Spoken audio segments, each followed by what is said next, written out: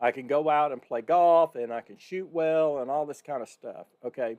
But what got them to the point of being a professional athlete or professional golfer, they continue, they, they have to continue those practices.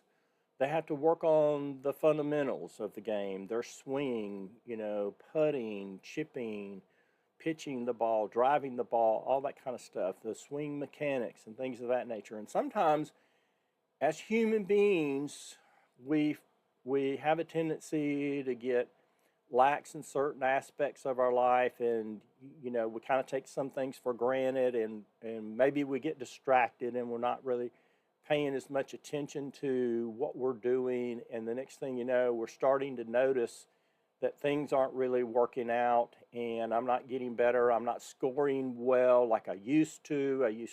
Maybe it was a golfer that, wow, they were finishing in the top five uh, each week, and they've won 3 or 4 or 5 tournaments during the year, and then all of a sudden they kind of, what they say, petered out. They just kind of, well, what happened to this guy?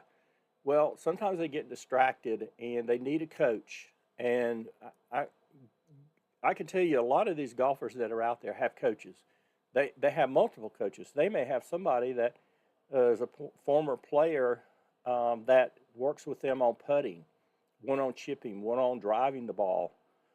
They also have coaches for the physical aspect of the game and strength training and things of that nature. They also probably have some psychiatrists or psychologists that are working, helping them with the mental aspect of the game, because there's a lot of pressure and stress.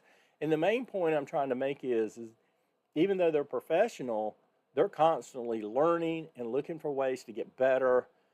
Of course, they are in a position to where they can afford the best equipment on earth.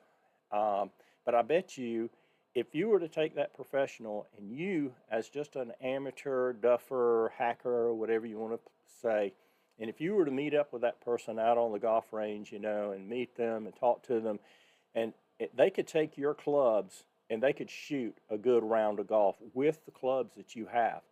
Now, can you get better using those clubs that you have? Yes, you can. But you got to know how to go about it. You got to know the technique, okay? You got to know how to square up the club so you hit it straight, how to hit it on a sweet spot, that kind of thing, how to do the divot. Without going into a whole lot of detail about golf, I can relate to golf and art because, and I don't know if you can see over my shoulder or anything like that, but I have a lot of different brushes. It's almost like golf clubs. You don't have one golf club.